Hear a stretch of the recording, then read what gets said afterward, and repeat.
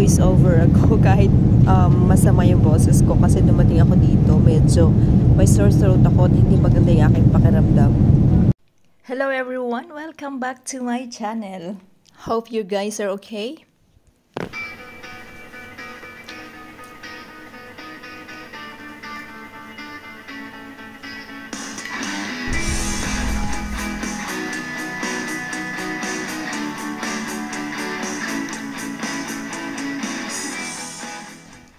Bihira akong mag-night flight.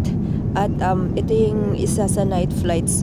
Actually, unang night flight na aking idodocue, no? So, hindi ko alam kung ano yung po pwedeng makahanan. But I tried to capture na lang kahit ano yung makita. So, at least may mapakita tayo sa inyo na ano yung view sa gabi. Although, hindi siya masyadong clear.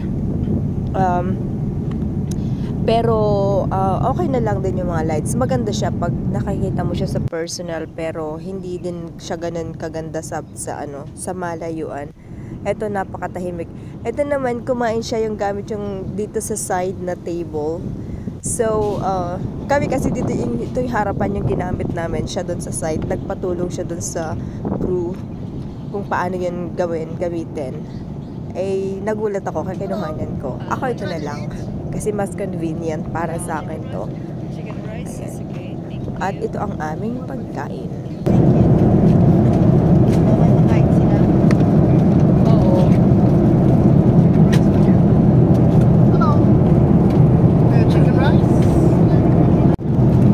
Pang-init.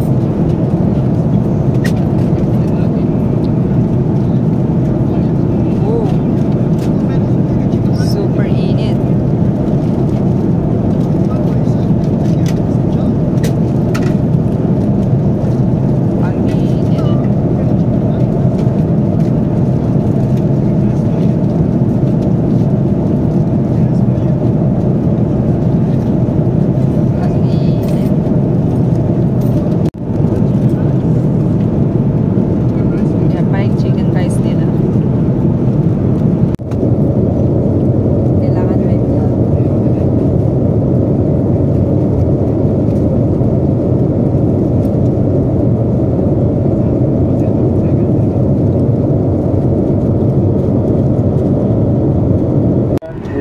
Temperature 25 degrees centigrade, cloudy with a chance of occasionally a little bit of rain and basically no wind conditions at this stage. I do apologize for the delay. This was mainly due to the terrible congestion there on the road to the airport today in Hong Kong. Nevertheless, I hope you felt comfortable. You will have a pleasant stay in Manila, where you have a safe answer journey. And I'd like to thank you all for to remind the cabin crew once more 30 minutes to landing. Thank you. Adjust it to the upright position and fasten your seatbelt. Stow your table and store your hand baggage, loose items, and larger devices such as laptops. Personal electronic devices must be switched off or set for airplane mode. We will let you know when it's safe to switch them on again.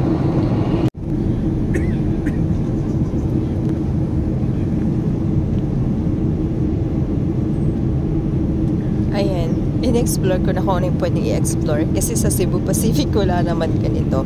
Although of course nakita ko na ito before, nakatry na din ako mag-Cathay, pero this time parang kalikot muna tayo kasi wala naman magawa.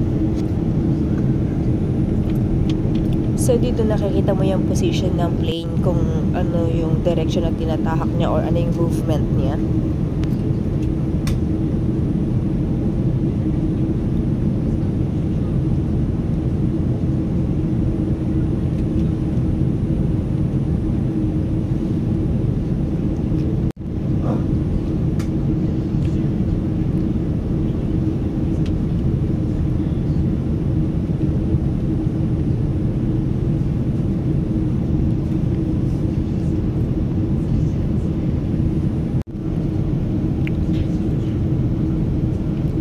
So normally, mas mahaba yung flying time pag pauwi ng Pilipinas. So ang nakalagay sa ticket ko yata is 2 hours and 30 minutes. But then, na-delay kami ng almost 1 hour, pero halos hinabol din yung time ng landing namin. So I guess kumuha lang sila ng ganung clearance para at least no, ma-delay man ng konti. Siguro, sa tingin ko lang, kasi ang bilis naman narating, no? And sa Cebu kasi normally parang 2 hours lang yun eh. Ayan, nagsisignal-signal na yung yung pakpak ng eroplano, meaning malapit na kami. Actually, may mga natanaw kaming mga na din sa labas kasi sobrang layo, hindi makita sa map.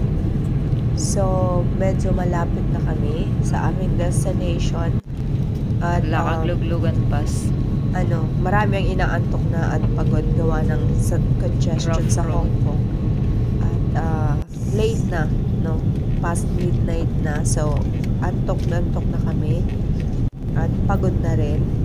Pero excited kasi makakauwi na sa aming mga pamilya. Hindi pala siya ganun talaga kagandang magbiyahe sa gabi. Unlike sa araw, makikita mo yung windmill, madadaanan mo yung ang daming mga mango plantation, ang mga bundok na magaganda. Pero pagka sa gabi, halos wala kang makita kasi ang layo pa ng lights. And hindi naman siya ganun kadaming lights sa mga nadadaanan. Pero yan, pag malapit na siyempre, pag nasa city na tayo, ayan, marami na din. Ito yung moment na parang gusto mo na lang sumigaw na, yay, nandito na ako sa lupain ng Pilipinas. Pero, yung iisipin mo na bibiyahe ka pa probinsya, panibagong panibagong travel time na naman. But then, okay lang kasi, syempre, malayo tayo sa Manila ayan. So, I think parang umulan noon nung lumapag kami.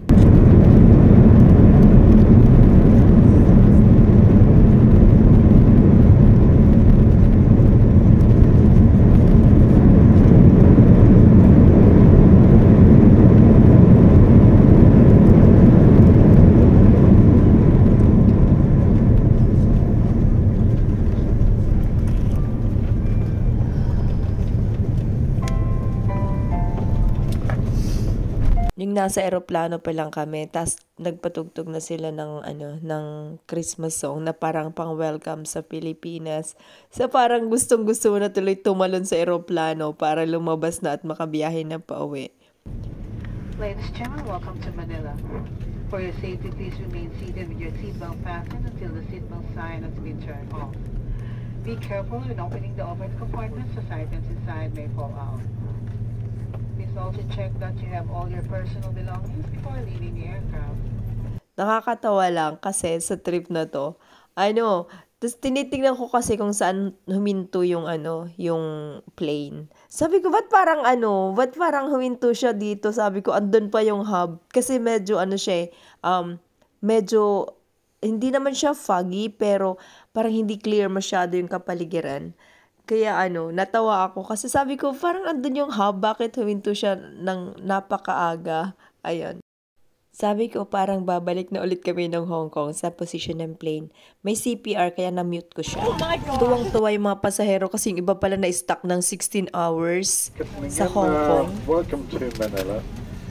Due to the rain, apparently the ground stop was not able to see the parking position markings very clearly, which means we stopped the aircraft is slightly too short and we will be pulled forward a little bit further.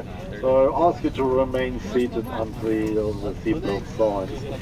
In fact, the seatbelt signs are already off, so please give me a minute. I'll give you advice when it's safe to stand up. Thank you.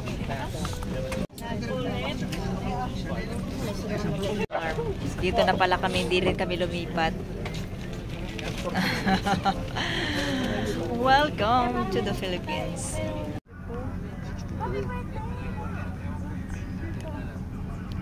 Happy birthday sa my birthday. Alawan na din kami sa wakas.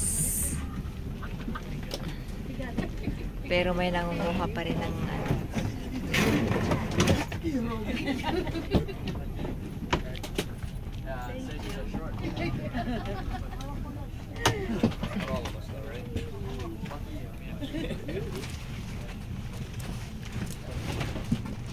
Tapos nalaglag yung aking telepono.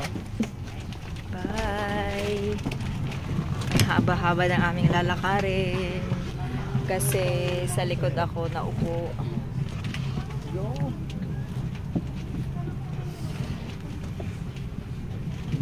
Ay, malapit na kami.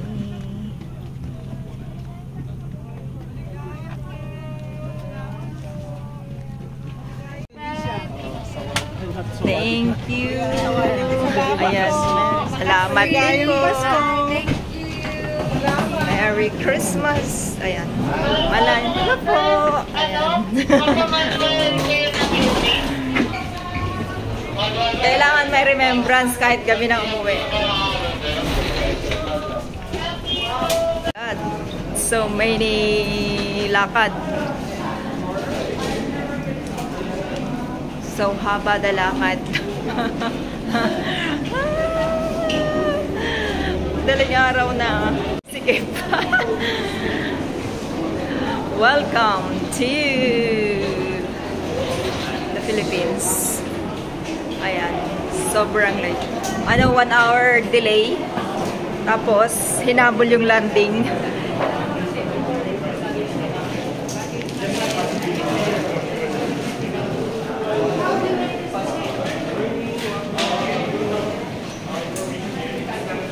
Ba't parang naninibago ako sa airport?